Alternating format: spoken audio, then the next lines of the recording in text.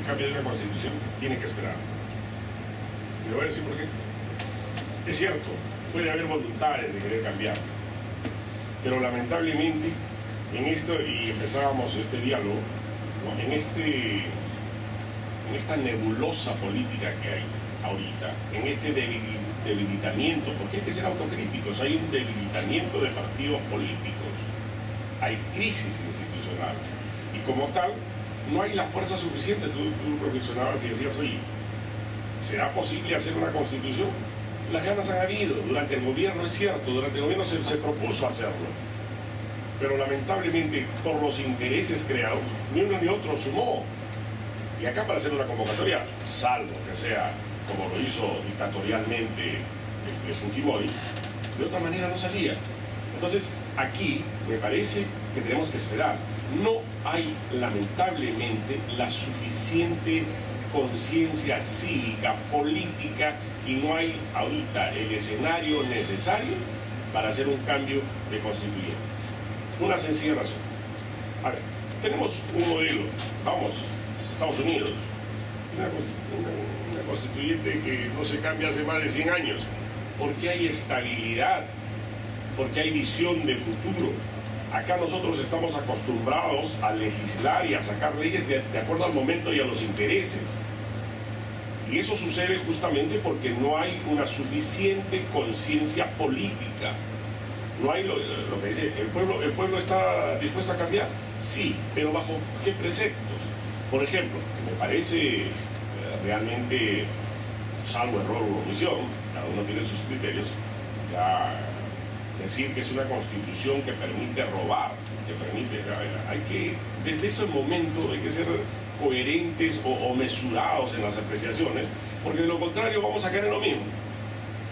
Se hará una constituyente que de acá a 3 o 4 años tendrá que cambiarse, porque obviamente ya las fuerzas, la correlación de fuerzas políticas serán distintas.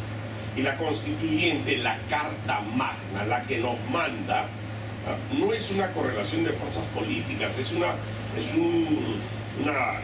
institución como tal, que ayuda a que tenga como Estado, nosotros tengamos una normatividad permanente, y sobre eso van saliendo las leyes, sobre eso van saliendo ya en orden prelatorio los decretos supremos, en fin, lo que quiera. Pero tenemos, ¿qué identificamos? Privilegiamos el tema económico, privilegiamos el tema social, privilegiamos ¿qué tema privilegiamos en la Constitución que podría ser? Y esa va una pregunta, por ejemplo, permíteme, Enrique, Héctor quiere intervenir. Bueno, primero habría que preguntarse a quién le conviene el cambio constitucional. ¿A las empresas multinacionales o a todos los peruanos de a pie? ¿Por qué? Porque hasta hoy el sueldo básico, es decir, el sueldo mínimo, el salario mínimo, está sobre 750 soles. Y la canasta familiar está por encima de los 2.500. Y eso es un promedio. Pero ¿a quién le conviene este cambio constitucional? Yo pienso que a todos los peruanos, a todos los ciudadanos de a pie, que sol a sol tienen que trabajar. Porque las empresas transnacionales, yo pienso que a las empresas transnacionales es quien serían los más favorecidos de que este cambio constitucional no se dé. Y especifica en el artículo 162, frente a los contratos ley, que no se puede hacer ninguna modificatoria o se puede renegociar. Y hay que entender de que detrás de los gobiernos, ¿por qué es que los gobiernos, así como la de Toledo, la de Alan García, el mismo Humala, no tuvieron la decisión, porque hay que ser bien valientes, como dice, hay que tener temple de acero para poder defender los intereses de las grandes mayorías? Es que detrás de estos gobiernos está pues la famosa carta de intención, ¿no?, del Fondo Monetario Internacional, el Banco Mundial, que nos tiene, como dice, con la soga en el cuello. Así que tú cumples aquí con las condiciones que nosotros te imponemos, ¿no?, de privatizar, porque eso es lo que hizo Alberto Fujimori, de privatizar todas las empresas nacionales, que hoy el resultado simplemente de esta privatización ha sido un fracaso, porque las empresas transnacionales, para no detallar en todas las ganancias que se llevan a sus países de origen, que es el 70%, ¿no?, de utilidades, pero el resto ¿para quién dejan? Dejan para todos los peruanos. Y el centralismo limeño va a tener que quedarse con un buen porcentaje y todas las demás regiones siempre amparándonos con lo poco que tenemos, y de manera que así jamás vamos a tener un país industrializado. Quisiéramos que las empresas transnacionales pues invirtieran aquí en el país, pero no lo hacen. Hacen de los países más desarrollados, teniendo los sueldos más altos, por encima de los $4.500, $4.000, como en Estados Unidos pues está por un promedio de $3.500. Sin embargo, como lo dice Antauro, el Perú y América Latina solo ha sido el patio trasero de los Estados Unidos, de las grandes potencias. Entonces, yo creo que llegamos a la conclusión de que ese cambio constitucional requiere decisión política, voluntad política para poder cambiar los destinos de este país. Rafael. Bien, yo creo que un cambio en la Constitución es necesario y es urgente por diferentes factores. No vamos a borrarla, ¿no es cierto?, y eliminar el esqueleto, el eje medular sobre el cual reposa no solamente la nuestra, sino cualquier constitución del mundo. Lo que hay que impulsar en ese cambio constitucional es buscar el equilibrio, ¿no es cierto?, entre el capital y el bienestar social o el bienestar general. Para mí eso es fundamental. Y para que eso ocurra, evidentemente hay que lograr que las instituciones que impulsan estos cambios tengan una solidez suficiente como para analizar, representar una fuerza que impulse estos cambios. No tenemos una institucionalidad sindical fuerte en el país, antes la teníamos, y con la Constitución del 79, ¿no es cierto?, que era una Constitución más protectora, ¿no es cierto?, por lo menos en el ámbito laboral, que es lo que más conozco. La función tuitiva del Estado era mucho más fuerte, mucho más poderosa, ¿no es cierto? Igual se vulneraban los derechos, igual el sueldo mínimo nunca alcanzaba la canasta familiar, ¿no es cierto? Igual habían esos desequilibrios, había grandes poderes económicos en el país que son los mismos que hoy día existen, con algunas variaciones, por algunas desgracias en los grupos económicos familiares, pero el poder económico sigue siendo detentado por los mismos en el país y en el mundo además, ¿no es cierto? Ahí no ha habido mucho cambio. Yo voy más orientado a que la Constitución cambie en aquellos aspectos que están degradando la democracia con riesgo de convertirla en una autocracia, ¿no es cierto? Allí donde no hay poder de autoridad alguno y donde todo el mundo cree que gritando y levantando se va a resolver los problemas del país o va a obligar a la autoridad a tomar una u otra decisión en uno u otro sentido. Y eso es lo que hay que evitar. Ahorita, ¿no es cierto?, hemos visto cómo el país entero se ha visto sorprendido por este descalabro electoral que estamos viviendo. O sea, no es posible que el presidente de la República, Ollanta Humala, que convoca las elecciones, luego le mande una carta como dirigente de su partido deslegitimando al propio Jurado Nacional de Elecciones. O sea, yo convoco y después digo, no, pues el que está dirigiendo no sirve, no confío en él. Eso lleva un mensaje peligrosísimo, ¿no es cierto? Es como una llamada a la insurrección. Y hoy día he visto en Facebook y en Twitter, ¿no es cierto?, llamados ya a la quema de ánforas, a la destrucción de votos, que preocupa evidentemente. O sea, por más inestable que sea nuestra democracia, por más inmadura que sea nuestra democracia hoy en día, hay que cuidarla, hay que ayudarla a crecer, a mejorar, utilizar los mecanismos que sean necesarios, pero sin llegar pues a tumbarla, ¿no? O sea, vamos a regresar otra vez a la época de la dictadura, nos quejamos de Fujimori y nadie cambió la constitución que dijo Fujimori. Pasó Toledo, pasó García, pasó Humala y no se hizo un cambio en la Constitución. No se hizo ningún cambio. Algunos cambios se han hecho, evidentemente, desde el Congreso de la República, pero con unas son menores. Son menores, no son sustanciales. Entonces, la Constitución en su sustancia, como decía Enrique, es la que debe soportar el desarrollo de un país, ¿no? Y debe ser equilibrada. La preocupación de Héctor es una preocupación evidentemente muy razonable. No es posible que siendo nosotros dueños de los recursos naturales seamos los que menos beneficios tengamos de la explotación de los mismos. No vamos tampoco a proscribir la inversión privada porque eso sería una torpeza desde mi perspectiva muy particular. Hay que buscar equilibrios adecuados para que la gente que viene a invertir no crea pues, que somos los tontitos de la región y vienen y se sacan el cobre, el petróleo, el gas y no nos dejan más que el diezmo cuando la cosa debería ser al revés. Enrique breve y Héctor breve. Bueno, a ver, los temas que le preocupaba a Héctor, sobre todo el tema del salario mínimo vital, para eso hay una comisión organizada, o sea, más allá de la Constitución, está consagrada también, donde están representantes de los empresarios, representantes laborales, representantes del Ministerio de Trabajo, del Estado, y lamentablemente, más bien acá falta, y regreso a lo mismo, falta conciencia cívica, inclusive ciudadana. Es cuestión de hacer presión. Ahí están los representantes de los propios trabajadores. Pero no ¿Qué son hacemos? mayoría tampoco, Enrique. No, pero vamos, pero hay. Entonces, y no hay la presión social suficiente.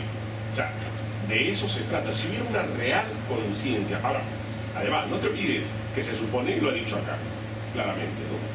Se suponía, y estamos en los supuestos y en los hay, y eso debemos evitar. O sea, oiga, Ollanta se suponía que era una salvación. Acá ha tenido casi el 70% de 80% de la población. Es increíble. Esa gente hoy defraudada rápidamente también ya cambia hasta sus perspectivas y no sabemos reconocer los errores y deja una gran lección de saber realmente elegir, no solamente por entusiasmos o por olas, no, ahora estamos con la ola y voy a tocar con la ola Verónica y estoy seguro que también vamos a tener una gran decepción, ¿no? Está listo. Y tú lo sabes, o sea, ¿de dónde viene? Porque todos sus asesores Son- políticos son funcionarios de este régimen. Así es, entonces, pero lamentablemente viene el crecimiento así, ¿no? Entonces, hay cosas que, si hablamos de la Constitución, vuelvo a reiterar mi convicción de que si no tenemos una real, hay que hacer un fortalecimiento democrático, fortalecimiento de los partidos políticos. Y en esa tarea, bueno, se está iniciando. Lamentablemente estamos proceso electoral tras proceso electoral y no hacen pues que los partidos también se consoliden. Y es por eso que también tenemos acá más de 19, caramba, representantes. Oiga, nunca había visto tanta gente que estaba interesada en defender al Perú o en defender a Tacna. Tenemos más de 60, prácticamente de 50 candidatos. Todos quieren defender, ahora se acuerdan de defender a Tacna, ahora se acuerdan de los sectores más desfavorecidos. Entonces, estos temas son los que deben llamar a la reflexión a la población para que haya un voto realmente pensado, un voto realmente seguro. ¿Quieres agregar algo más, Héctor? Sí, esto me hace recordar pues, en ese gran discurso de Víctor Raúl ahí en la Torre donde dice no queremos cobardes ni traidores y que gobernar no significa tomar el palacio, sino que podemos gobernar desde las calles, desde las plazas, concientizando, llevando el mensaje la mejor propuesta, la mejor salida para cambiar los destinos de este país. Y eso es lo que yo creo que debemos de hacer y ese creo que debe ser el compromiso de todos los peruanos. Si bien es cierto que la Defensoría del Pueblo informó que el año pasado hubo 219 conflictos sociales, productos de medio socioambientales, ¿no? ¿Por qué?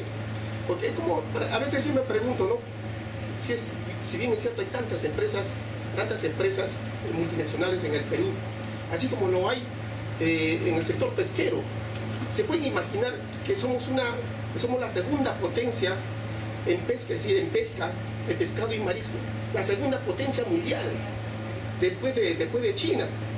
Pero China, además que pesca, tiene que comprar pescado para subvencionar la alimentación de su propio pueblo. Pero en cambio, en el Perú, a pesar de que somos la segunda potencia mundial en pesca, no estamos ni siquiera dentro de los 20 países consumidores de pescado y mariscos.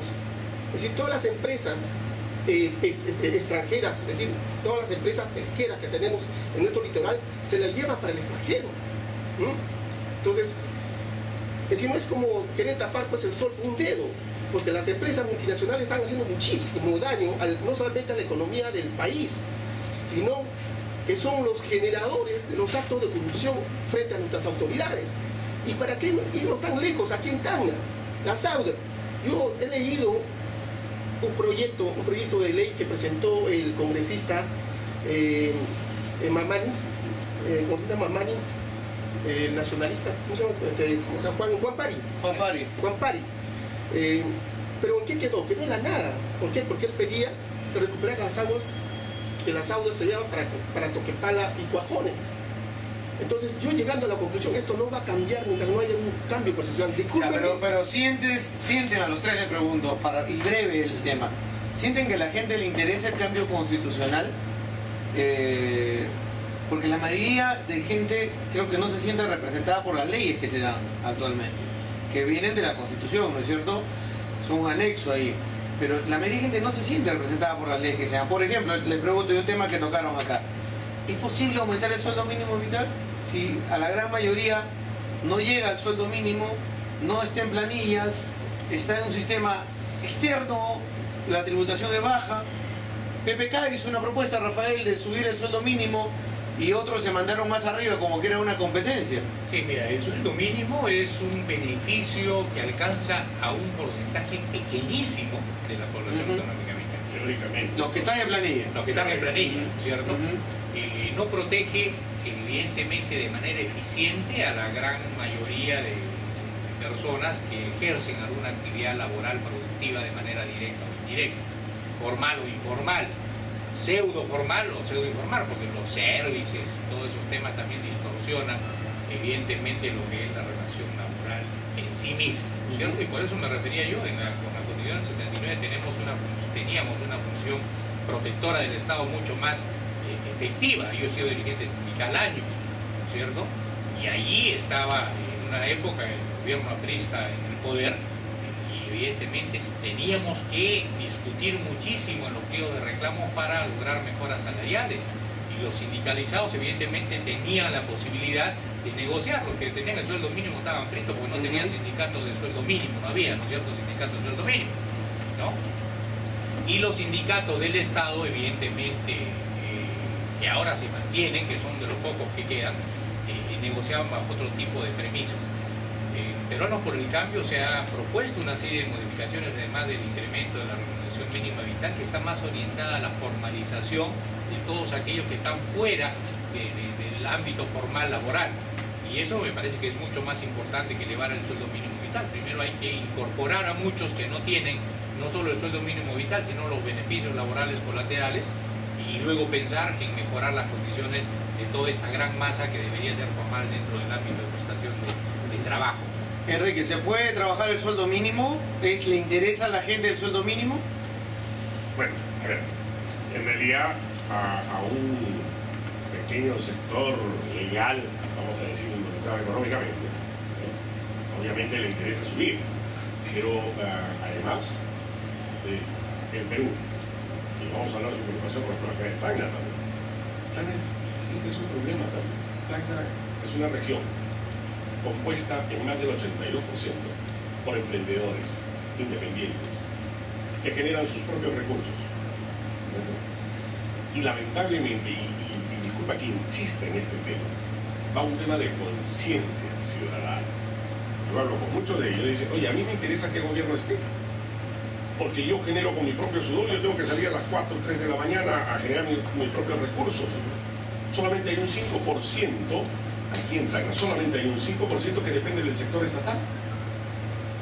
El resto depende del negocio o formal o informal. Entonces, pero no por depender eso, nos podemos olvidar de problemas básicos a nivel nacional. Entonces, ahí va la gran disyuntiva y donde decía, refuerza en todo caso mi teoría, oiga, ¿quién no quiere un cambio de constitución? Pero vamos, perfecto, toda ley, toda constitución es perfectible en el tiempo, pero hay que hacerlo con los escenarios reales y cuando estemos realmente fortalecidos y convencidos de un ejercicio democrático y político. De lo contrario, va a ser más de lo mismo. Y creo que nuestra tarea, incido en esto, nuestra tarea es justamente generar conciencia. Estos temas electorales, más allá de estar gritando como muchos lo hacen, más allá de estar entrando en los insultos o en las malas artes electorales, creo que es un espacio y un foro en el cual podemos generar conciencia política. Tiene que haber mensajes claros, propuestas. Y hacia eso nosotros apuntamos en la responsabilidad ante la sociedad y en la responsabilidad de querer un Perú mejor. Héctor, ¿se puede trabajar el sueldo mínimo? Bueno, eso había que preguntarle. Bueno, soy parte de ese grueso por no decirlo, de tantos desempleados que en muchos de los casos ganan pues el mínimo salario vital, que es los 750. Y habrá que preguntarnos si esos 750 nos ayuda, pues, como dice, parar la olla, ¿no? Que nadie le alcanza los 750. Y realmente esta es una realidad cruda que vivimos, porque con 750 más o menos vamos a parar la olla. Si bien es cierto que los grandes economistas están deduciendo de que el sueldo mínimo o la canasta familiar bordea los 2.500 soles. Ahora todos los gobiernos están proponiendo subir a 1.000 soles. Aun cuando suban a 1.000 soles, que realmente es, yo pienso, para este tipo de modelo político económico, está fuera de la realidad. Así como sucedió en Ecuador, ¿no? Ahora no solamente en Ecuador, bueno, con el presidente Rafael Correa, no solamente se habla del sueldo mínimo vital, se habla del sueldo digno. Mantuvieron, vamos, es en el caso que mantuvieron, por ejemplo, los 750 soles, pero ellos pusieron una meta, ¿no? Que el sueldo debería ser 2.500. Pero para poder hacer un cambio y poder revolucionar la economía de Ecuador, han tenido que, primero, como una vez lo dijo Rafael Correa, cuando se dirigió al pueblo ecuatoriano, que él no iba a poder gobernar con esta constitución. Si quería el pueblo que gobierne con esa constitución, pues que se elijan a otro presidente. Y se lanzó un referéndum y el pueblo le dio todo el respaldo. Se cambió la constitución, se cambió la estructura, ¿no?, de política y económica del país. Hoy en día ellos han apostado por un sueldo digno que tenga que ver con el nivel o con los gastos básicos de una canasta familiar. ¿Fue fácil? No fue fácil. Yo pienso que nuestros países vecinos nos dan grandes lecciones. ¿Pero cuánto es un sueldo digno? Un sueldo digno. ¿Cómo mides un sueldo digno?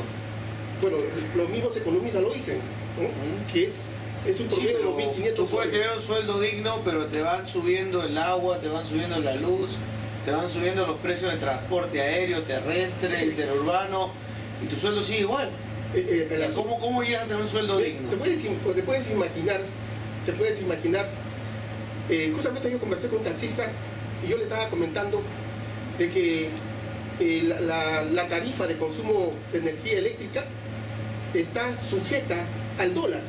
El dólar sube, es decir, el costo de energía automáticamente sube.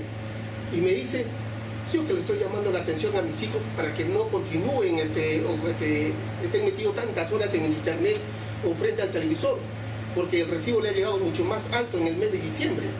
Y justamente en el mes de diciembre pues hubo una alza del dólar. Y caramba, se rascó la cabeza y caramba, el problema no son mis hijos. Pues el problema es este sistema, este modelo económico, político, que no nos permite ver mucho más allá es un tema de debate, porque hasta el gas lo vamos a financiar nosotros con nuestros recibos de luz, ¿no? O sea, va a venir un costo, así como hemos financiado otras obras a nivel nacional, también el gas viene con un adicional para que nosotros lo financiemos, como fue la primera etapa que llegó hasta Chincha, Pisco, por ahí, y decían que era para masificar en el país y terminó distribuyéndose en otros lados. Voy a ir a una pausa comercial y voy a regresar con ustedes. Tenemos todavía una media hora más para conversar aquí en la radio. ¿No tienen campaña? ¿No tienen otros compromisos? Ya, muy bien.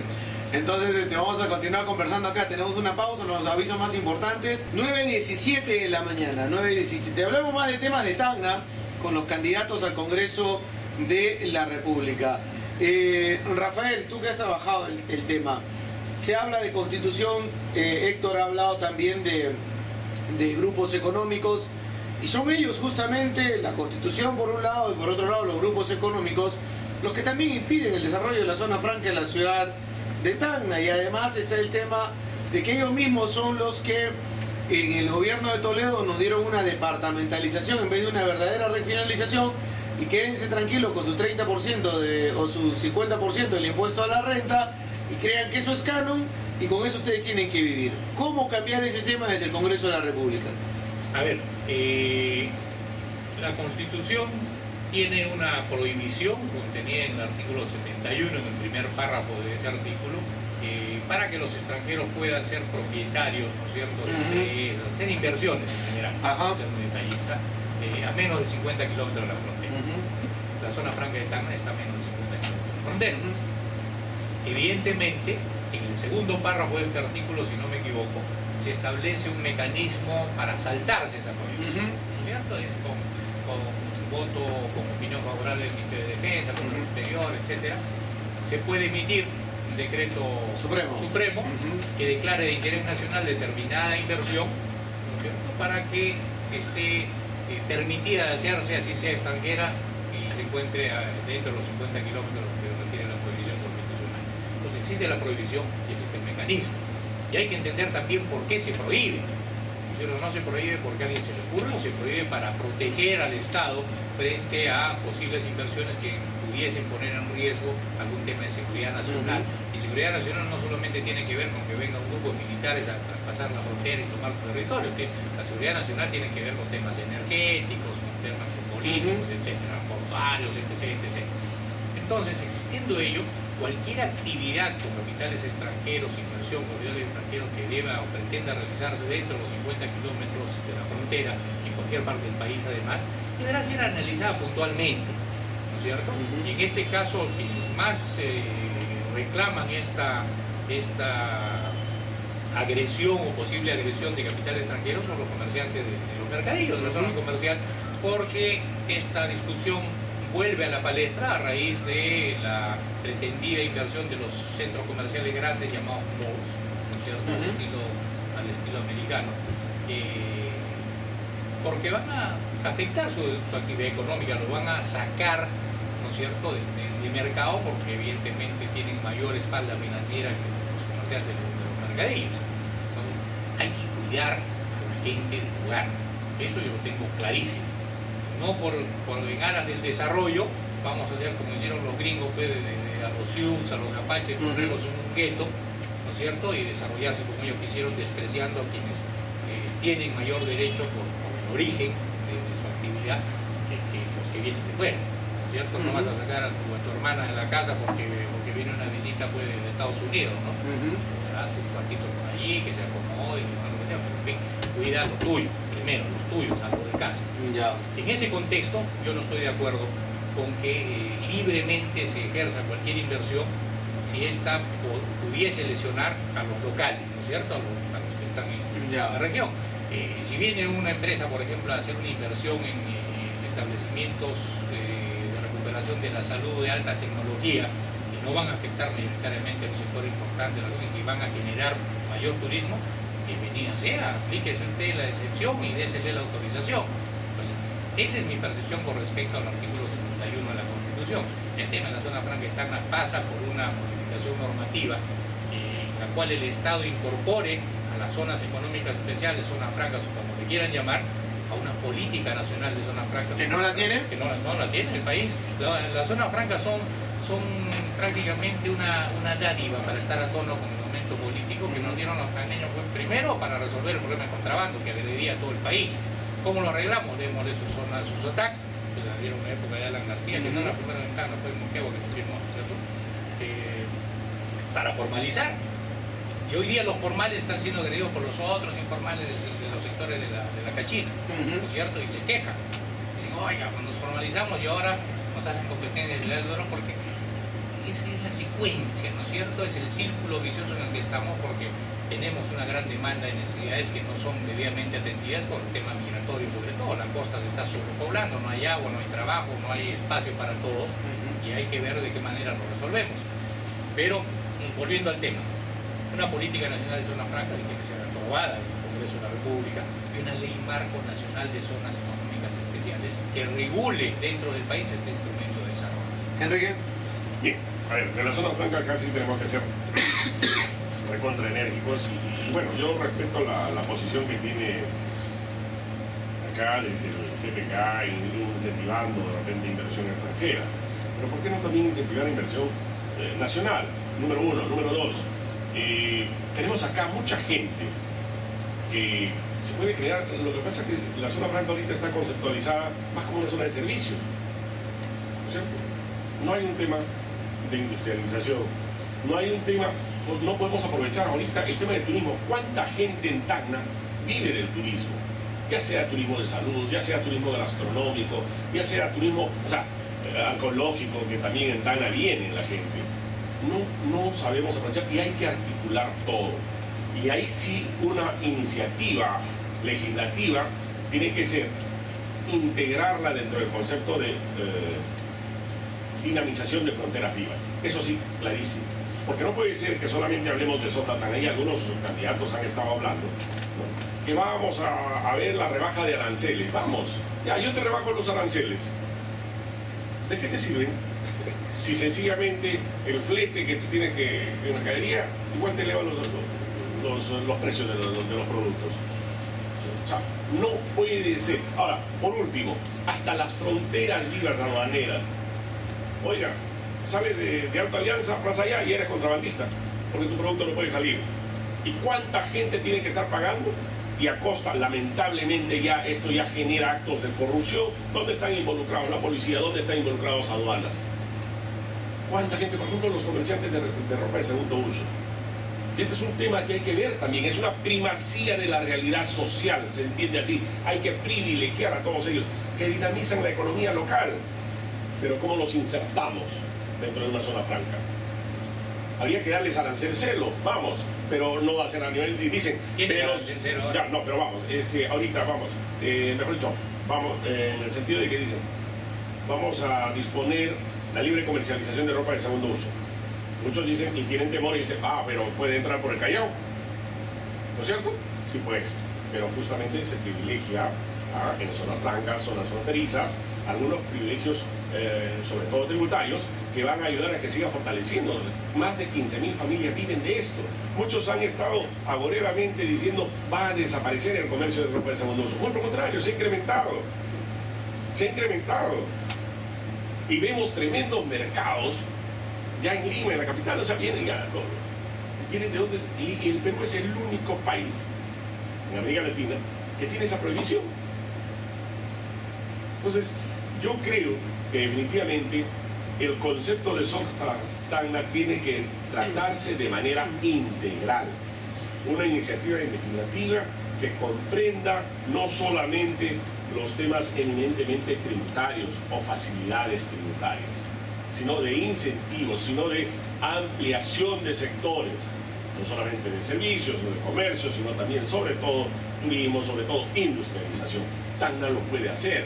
Tacna es un eje, tengamos claro esto, Tacna es un eje de desarrollo geopolítico estratégico del sur. Tenemos cuántos chilenos que vienen acá, tenemos cuántos bolivianos que quieren entrar acá. Puede salir hasta Brasil, pero si no hacemos cosas, si nos pasamos gobierno tras gobierno regional y nacional también, oiga, no hay la voluntad de hacer, no puede ser que en más de 20, 30 años no se haya hecho un hospital y seguíamos gastando plata en los famosos estudios. O sea, va por la voluntad política y hay que meter presión, y en eso sí nosotros vamos a ser enérgicos como siempre lo hemos hecho y lo hemos reclamado. Héctor, Sofratán, en realidad es una realidad difícil la que tenemos que aceptar. Por ejemplo, yo recuerdo cuando estaba en plena campaña regional, tuve la oportunidad de encontrarme con una dirigente de ropa usada de segundo uso, y al contarme su experiencia, lo que le había sucedido esa mañana, de donde la policía le incautó, es decir, le quitó lo poco que había invertido en comprar esta mercadería para poderlo vender en la calle. Y fue difícil, en realidad fue muy penoso escucharla, porque yo podía ver en ella cómo brotaba de sus ojos lágrimas y lágrimas, porque lo poco que tenía le habían quitado. Y ahora me dice, lo que estoy vendiendo ahora es lo que me sobra. Entonces, esta es una realidad que no podemos, como dice, desconocerla. Hay que aceptarla. Que este es un problema económico, pero esta crisis política que hay en el país está vulnerando los derechos a la vida y a la salud de todas las personas, especialmente de aquellos ciudadanos de a pie, que ven la forma de cómo ganarse el pan de cada día. Y no solamente en la policía, sino está el fiscal, está aduanas, los persiguen como si fueran unos delincuentes. ¿Por qué? Porque probablemente están violentando una ley de no al contrabando, ¿no? Están queriendo que se formalicen. Pero ¿cómo se van a formalizar frente a una crisis económica donde ellos ven 1000 formas cómo ganarse el pan de cada día? Entonces, lo que está sucediendo aquí en Tacna solamente es consecuencia de una crisis económica que viene desde el Palacio del Gobierno. ¿Por qué? Porque, como lo dijo aquí nuestro amigo, es que no hay decisión y voluntad política para cambiar las cosas. Y esto va a continuar. Al menos, bueno, he escuchado de muchos candidatos proponer, por ejemplo, la rebaja de los aranceles del ingreso de mercadería aquí en la zona franca, de repotenciar la zona franca, de cambiarle las reglas de juego. Y yo me pregunto que si esto son simplemente paliativos, si solamente son promesas electorales, porque yo pienso que en el fondo yo siempre voy a reincidir en lo mismo y no me voy a cansar. El problema es necesariamente de un cambio constitucional. En una asamblea constituyente donde todas las fuerzas políticas y sociales y sindicales participemos y elaboremos nuestras propias leyes para el beneficio de todas las regiones. Y otro de los más grandes problemas que tenemos es el centralismo limeño, ¿no? Que por el Callao entran, y acá en Tacna se dice, ¿no?, que en Tacna ahí se genera demasiado contrabando, cuando el más grande contrabando que ingresa es por el Callao. Y esa es la razón que desde el interior del país ya no vienen a Tacna. Tenemos la presencia del país vecino de Bolivia, de Chile. Y si no fueran ellos al venir aquí a Tacna y dejar pues su dinero, no sé la verdad que sería de Tacna, ¿no? Y cuando hablamos de una zona industrial, pues, si no, hablamos de una zona franca industrial, cuando desde el Palacio de Gobierno no hay decisión de voluntad. ¿Qué opinas de la modificación del artículo 71, ¿no es cierto? El de la Constitución que permite la inversión extranjera en los 50 kilómetros. Yo creo que la opinión sería de que hay que respetar que dentro de las 50 kilómetros no debe haber inversión extranjera. ¿Por qué? Porque estamos en una zona fronteriza y en verdad este conflicto con Chile siempre va a estar, como dice, en el ojo de la tormenta. Hay que defender más bien y apoyar y apostar por el sector agrícola. Y yo no entiendo, ¿verdad? Yo no entiendo por qué a los pequeños emprendedores en el sector agrícola, a pesar de que ellos han invadido tierras eriazas, ¿no?, con el fin de también perforar pozos del subsuelo y extraer el agua para poder cultivar la tierra y producir, porque lo que van a producir es para toda la población de Tacna. Si es que se tenga que portar, se portará. Pero no nos damos cuenta que los grandes poderes económicos o las grandes empresas que hay en el país de poder económico están haciéndose dueños de grandes extensiones de tierra. Por ejemplo, el grupo Rodríguez Gloria es casi dueño de todo el valle de Chicama, en La Libertad, que tiene poder político, económico sobre esa población. Y no solamente este grupo económico, son como 20 empresas grandes en el país que están acumulando miles y miles de hectáreas. El Grupo Gloria, por ejemplo, tiene algo de 60.000 hectáreas. Cuando aquí en Tacna, por ejemplo, no se le quiere dar a un tacneño, a un peruano, emprendedor de querer hacer de esas tierras agrícolas y no darles unas 5 hectáreas. Es verdad que tenemos escasez del recurso hídrico, pero la solución pues está con todo el agua que se lleva a las aguas, ¿no? ¿Y para qué nos vamos a tener el agua Titicaca? Acá el agua está aquí cerca. Pero para eso estamos un cambio. Enrique, artículo 71 no lo mencionaste. Bueno, al respecto, yo creo que en estos momentos ya eso tiene que pasar, no solamente, obvio, y decía, no vamos a nosotros, creo que hay posibilidad suficiente para que inversiones nacionales vengan. ¿Por qué nosotros tenemos que ver? Es cierto que a nivel internacional, vamos, las grandes inversiones han impulsado la economía, pero acá sabemos que en esta zona tranquilamente puede haber inversiones nacionales. ¿Y para qué todavía estar específicamente pensando solamente en ampliar o modificar el artículo 71? Puede sí, en casos específicos, darse, así es, como está, darse algunas licencias, y ahí sí, vamos, y estoy de acuerdo. Ahora, hay un tema que es crucial acá, que un poco ha tocado Héctor con el tema de la agricultura, pero tiene que ver, y es algo que también ha trabajado Enrique, el tema de la formalización. O sea, ayer lo tocaba PPK también sí, en la entrevista en América Televisión. Pero formalizar ¿a quién? ¿A quien invadió? ¿A que tiene 2 o 3 terrenos? ¿Cómo puedes hacer una verdadera formalización de alguien que quiera tener una chacra, un pequeño fondo, o quiera tener un título de propiedad para construir su casa, su vivienda? ¿Cómo hacerla de una manera real y no favoreciendo a mafia o a sectores interesados? Me gustaría empezar contigo, Enrique. Bien, qué bueno que toquemos este tema de formalización, porque además hace más de 7 años venimos diciendo, yo me acuerdo que en algunos planteamientos que lo hacíamos a través de medios de comunicación, y cuando decía, oiga, tenemos que empezar por la formalización, claro, está interesado porque él está en COFOPRI, qué sé yo. Hace un par de meses hubo una tremenda marcha acá por la puerta de la radio de todos los sectores que quieren formalizarse, pero uno se pregunta ahí, ¿son o no son? Pero yo voy a hablar con cifras, ¿correcto? Ya. Y vamos a darnos cuenta que aquí en Tacna, específicamente, ¿ya?, hay un superávit de propiedad. ¿Cuántos pobladores somos? ¿Cuánta población tiene Tacna? 300.000, más o menos, ¿no es cierto? Ya. Vamos a suponer que por casa viven 4 personas.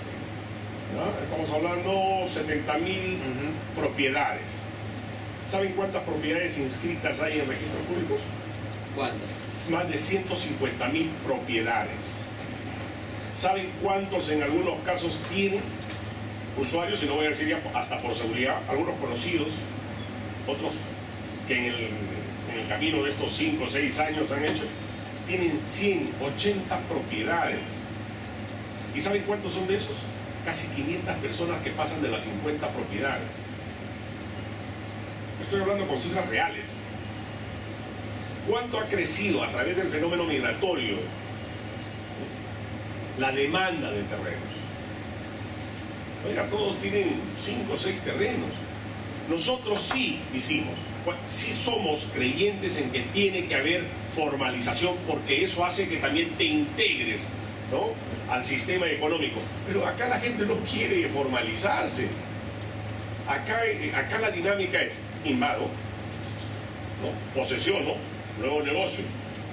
Pero no solamente son los que realmente necesitan, sino los traficantes. O sea, yo no estoy yendo contra los que necesitan, muy por el contrario, estoy a favor de que se formalicen, porque así van a tener también un capital. Ahí creo que todos están a favor. El tema es cómo hacer un cernidor, y sabes a quién entregarle a alguien que sí lo necesita y lo merece. Hay leyes, vamos, por ejemplo,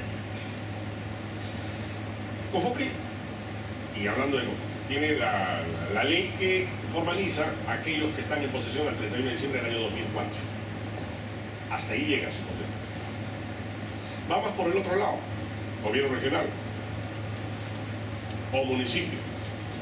Sin embargo, falta también acá, y ha podido hacerse, y digo ha podido hacerse lamentablemente, porque se ha desperdiciado un decreto supremo que daba facultades extraordinarias a COFOPRI, bajo el cual nosotros trabajamos y formalizamos a que realmente querían.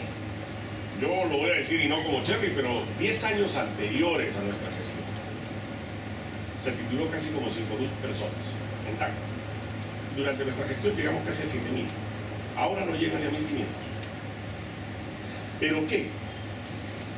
Nosotros hablamos, oiga, la calificación tiene que ser real, y no pues incentivando simplemente, alentando simplemente invasiones. Ojo. Y hay nuevas leyes en las cuales, por ejemplo, ya a quien tiene doble propiedad, el segundo terreno ya es a título oneroso. Tiene que pagar. Tiene que pagar. Acá también hay otra discusión, porque a nivel, y eso, echa la ley, echa la trampa. Porque bueno, Troncoso tiene ese valor sí muy bajo, ¿no? Porque acá en el gobierno regional ya se han acostumbrado a calificar de interés social, ¿no? Una agrupación. O de necesidad, creo, pública. De necesidad pública, claro, ¿no? Interés. De interés, es de interés, que lo sabe muy bien acá, como es consejero, como ha habido tantos negociados. Entonces, ¿a cómo se ha vendido? A 30 centavos el metro cuadrado. Para que al día siguiente se esté vendiendo fácil eso a $100 el metro cuadrado. Acá por el aeropuerto, me queda negociado. Ni qué decir. Pero alguien ha hecho nada y siguen ahí con la impunidad del caso. Y lamentablemente, nosotros estamos a favor del que necesita, obvio. Y sabe que los que más necesitan son los que más se perjudican. Porque como esa gente no tiene ni siquiera a veces para estar pagando para las asambleas, que para estar pagando para darle para uno u otro trámite a los dirigentes. Ya, pero cuando tú eras jefe de Cofopri, ¿no trabajabas con esos dirigentes? No, nosotros fuimos, y esa es una gran ventaja, fuimos directamente, venían todos los dirigentes. Decían, no, contigo no voy a hablar. Vamos a hacer todos y hacíamos lo que nosotros llamamos el proceso cero, que es un diagnóstico real. A ver, ¿quiénes realmente necesitan? ¿Quiénes realmente están en posesión? No todos los lugares se titulaban. Se titulaban los que estaban en posesión. Se titulaban a los que realmente necesitaban. Y cuando encontrábamos ya en aquel entonces cruces de doble propiedad, pague, ya no querían. Ahí desistían de su proceso. Entonces, es una voluntad política que lamentablemente acá se ha convertido ya en una forma de chantaje político. No puede ser que estos últimos años se haya incrementado el tema de las invasiones, a pesar que las leyes son más drásticas, pero igual siguen haciéndolo, le encuentran la manera. Oiga, es lamentable, y acá hay que decirlo, que algunos haciendo uso de la institución, del gobierno regional, oye, presionando acerca de votos o campañas. Eso me parece deleznable. Eso nosotros tenemos que denunciarlo. Y además creo que sí, tenemos que favorecer al que realmente necesita. Y para eso están las leyes. O sea, ya no hay más leyes que se tienen que sacar. Ya las invasiones están prohibidas. Pero por supuesto, las invasiones están totalmente prohibidas. No solamente están totalmente prohibidas. Oiga, antes, por ejemplo, si no actuabas al segundo día, ya no eras invasor, ya eras concesionario. Ahora no, en cualquier momento te pueden sacar. ¿Ah? Pero ya le encontraron otra figura. ¿Y cómo haces con aquellos que tienen aspiraciones, y con esto cierro esta parte contigo, ellos que tienen aspiraciones de lo que comentaba Héctor Maquera, porque también hay gente que quiere hacer agricultura, pero no solamente tiene una posesión, no tiene un título de propiedad, no tiene demarcado sus linderos, pero además tiene un pozo ilegal? Ya, el tema de los pozos, por ejemplo. Acá vamos a hablar claramente, y eso será otro tema que vamos a hablar del agua. Yo tengo otra teoría también respecto a la necesidad del recurso hídrico y de los manejos. Pero vamos, por ejemplo, y como una iniciativa legislativa, hoy ya planteando cosas concretas. Se puede otorgar terrenos, porque hay muchos que están en terrenos eriazos, ¿correcto? Que están produciendo, vamos, y tenemos cerca, camino a Boca de Río. Toda esa zona que era eminentemente eriaza, hoy están produciendo sus sandías, hoy ya están produciendo ya bienes de productos de parque bajo. Darles 2 años. Si en 2 años has invertido y has hecho productiva esa tierra, te adjudicamos gratuitamente.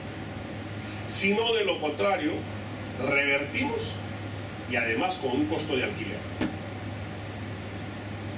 Y vas a ver cuánto realmente van a dejar de estar traficando y realmente cuánto se van a beneficiar. Porque sí hay gente que está trabajando, a ellos los beneficios y a los traficantes con todo. Acá los estamos tratando con la misma vara a todos, y eso no, así de claro. Rafael, bueno, en principio, Fernando, los dos temas, ¿no? Formalización y el tema de la gente que tiene agricultura, pozos. completamente de acuerdo con lo planteado por Quique.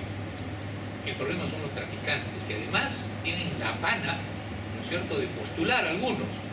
es cierto? Y otro de promover candidaturas, y eso hay que decirlo con todas sus letras y sin medias tintas. El problema, como dice Enrique, no es la gente que realmente tiene necesidad, sino los que se aprovechan de esa gente y utilizan a otra que ya tiene ambición de tener más de lo que le corresponde, para simular un estado de necesidad social tan grande que cualquier autoridad con poco seso, ¿no es cierto?, y con mucha maña, utiliza esto para convertirlos en operadores políticos. Y eso hay que desterrarlo.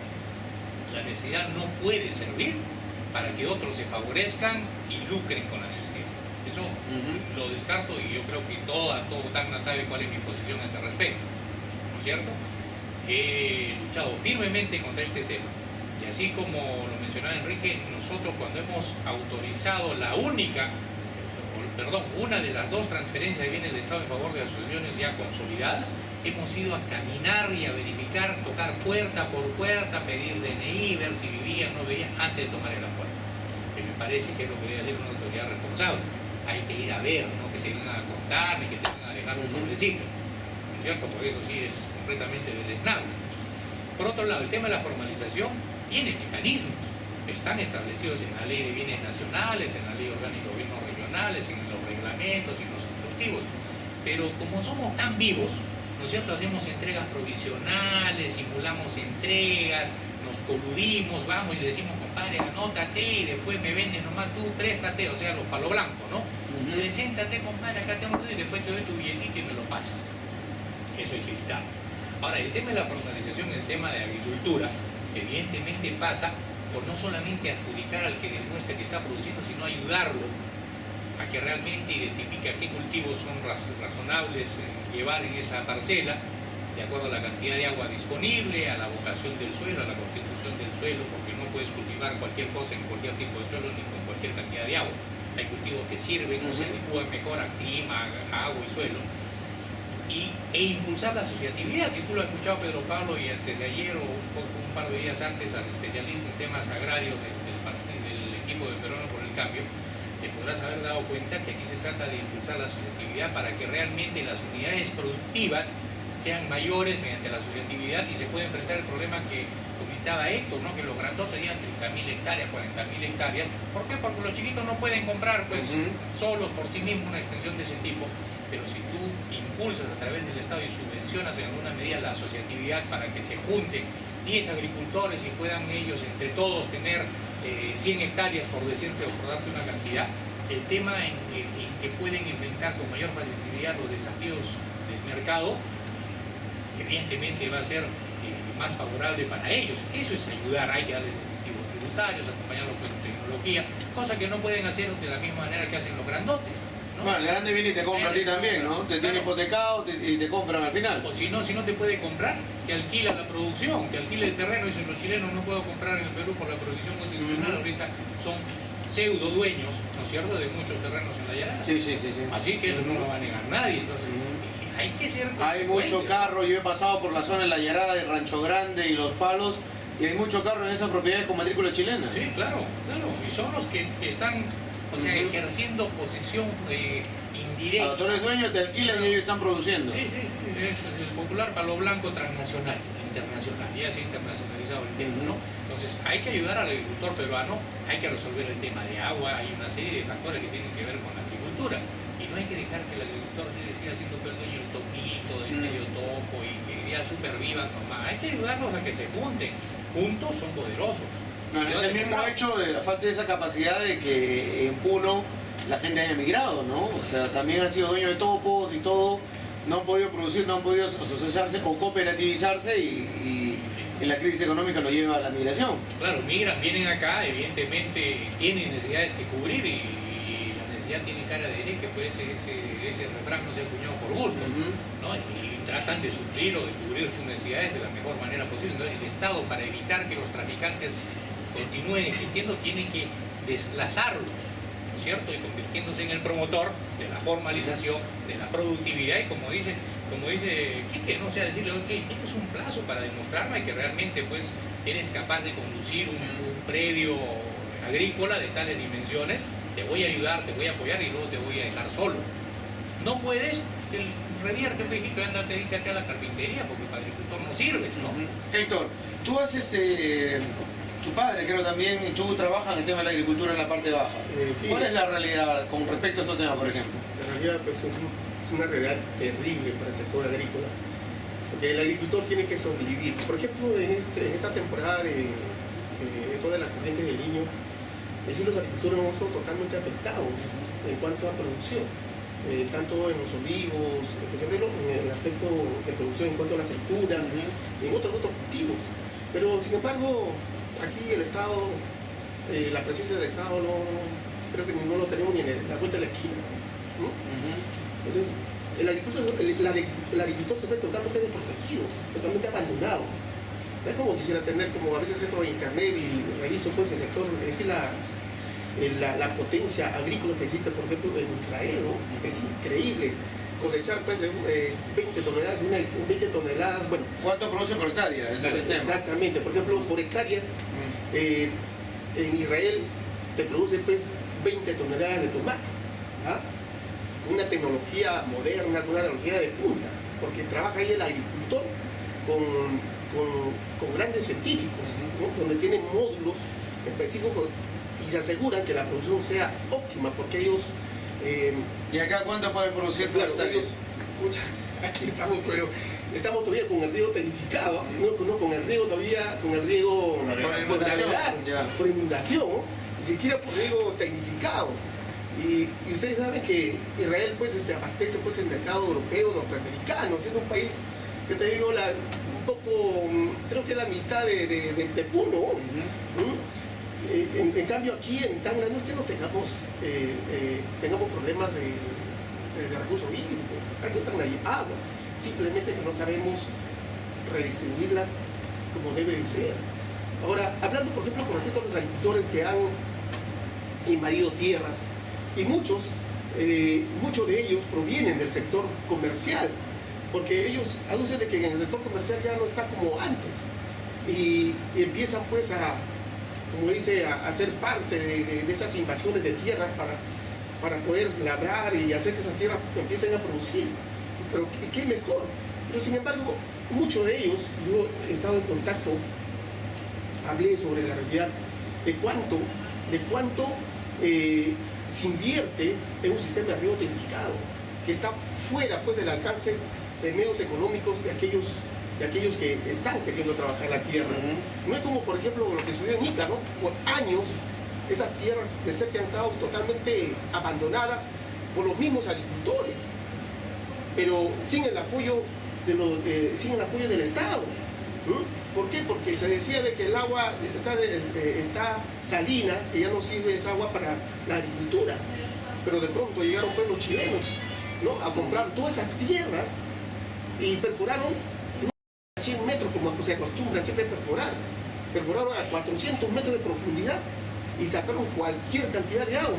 Ahora si nosotros pasamos por el desierto pues de Ica, vamos a tener pues verde y se dedican pues a la exportación. Sí, pero quien se favoreció fue el chileno que compró y el chileno que compró miles y miles de hectáreas allá, y cuando vino el terremoto la realidad era que el verdadero agricultor vivía en las casas de barro y todas se cayeron. O sea, esa era la realidad económica. La optimización también, vamos a suponer, no solamente es el tema de la formalización, sino por ejemplo, el gobierno regional acá, es increíble, gastan cientos de miles o por no decir millones para un proyecto, por ejemplo, del cultivo de alcachofas, cuando sabemos que las alcachofas lo que más necesitan son agua. Yo vengo de Concepción, bueno, conozco la zona de Concepción y el barrio de las alcachofas y necesita agua. O sea, hay que tener concepto claro de la realidad. Ya, ahora, disculpa que te corte porque me quedan 7 minutos. El agua, querías hacer propuestas y quiero escucharlos a ustedes también, bueno, que hablen sobre el agua por acá para Tacna. Ya, respecto al agua, por ejemplo, tenemos dos cosas fundamentales. Muchos dicen vamos a generar leyes para que haya más agua.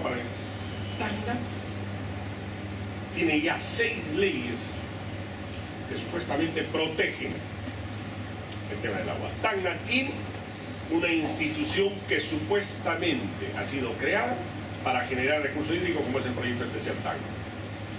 Acá ya no es un tema de leyes, acá no es un tema de falta de recursos. Claro, hay otros que pueden ser pensando a futuro, innovativos y no necesariamente, por ejemplo, el tema de la desalinización, no necesariamente también traer de cuna, en fin. Acá lo que falta es una real capacidad de fiscalización. Son miles de millones, son cientos de millones que se han ido en más de 20 años y nadie ha dicho esta boca es mía. Y los pocos que pueden ser, también de alguna manera sesgados y se han olvidado algunos temas, que bueno, eso después lo hablaremos, ¿no? Han habido algunos, sí, uno que otro, para decir esto, para muestra un botón, pero resultados. Y para eso tiene que ser justamente, y a nivel de Congreso, alguien que tenga pues la capacidad, el poder, el peso político. ¿Cuántas denuncias llegan y ahí quedan? O se encarpetan. Porque no se ejerce justamente ese peso político. Porque no hay la capacidad de reclamar. Porque no hay lo que a veces también, y vamos a decirlo criollamente, lo que a veces ponen las gallinas. Porque estamos en esa medición política, ¿ah?, del qué gano con esto. Nosotros siempre hemos estado defendiendo desde nuestras trincheras y lo vamos a seguir haciendo. Eso es lo que falta, ya no leyes, sino más bien una autoridad y una fuerza de fiscalización. Y hacia eso apuntamos respecto al tema del agua. Rafael. Bien, me has hecho sentir aprista, Kik. Esa fuerza por fiscalizar, por llevar las cosas hasta la última instancia, a pesar de que uno cuando deja de ser autoridad ya la fiscalía te ningunea, no te quiere, te chotea, ¿no? Pero en fin, eso sí hay que hacer, hay que fiscalizar severamente y a todos por igual, ¿no es cierto?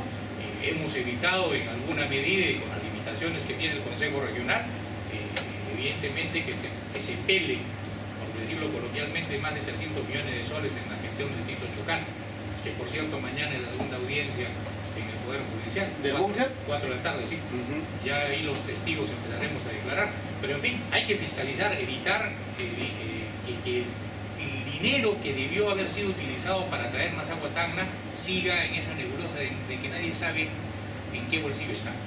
Eso hay que determinarlo. Hay un proceso ya por el tema de Yarascay de investigación en el Ministerio Público. Esperemos pues, que no jueguen los hilos perversos de la corrupción allí para archivar procedimientos. Hay que estar vigilantes también, porque como dice Quique, no basta con denunciar, hay que estar atrás. Y desde el Congreso, si Quique tiene la suerte, como yo, de ser elegido, le voy a recordar esa firmeza y esa golpeada de mesa del día de hoy para juntos ir a verificar que aquellos que hicieron mal con los dineros del Estado terminen en Cocoyay. ¿No es cierto? Bueno, a otro lado habría que mandarlo, ya no hay sitio en Pero Cocoyay. es que mucha plata la que han manejado y pocos los resultados que han obtenido, ¿no? Claro que sí, y el daño que le han hecho a Tacna por haber sembrado esa sensación de impunidad es mucho más grave aún. Lo dijo el Papa, si no me equivoco. El problema económico se resuelve previamente resolviendo el problema de la corrupción en cualquier país del mundo. Y eso es lo que tenemos que resolver. Y me agrada que Quique lo diga con esa firmeza. Y espero que su curul quede al lado de la mía. Recordárselo todos los la días. alianza del Congreso, Héctor. El agua. Bueno, el problema, claro, el O problema PET, del agua. ¿no? Que es donde hemos ido derivando Bueno, un poco. pero el problema, bueno, siempre he escuchado de nuestras autoridades que el problema siempre ha sido el problema del agua, que en Tacna carecemos de agua, es decir, de una mala redistribución de este servicio que es tan importante para la salud y la vida de de todos los tacneños. Pero, sin embargo, yo creo que los actos de corrupción pues ha carcomido todas las esferas de este gobierno, tanto regional y provincial, que hasta hoy no se ha hecho absolutamente nada, no hay resultados pragmáticos que nos permita tener pues una luz de esperanza de que algún día vamos a tener el servicio al 100%. Pero sin embargo, continuamos en el mismo problema, porque todas las denuncias por actos de corrupción o bien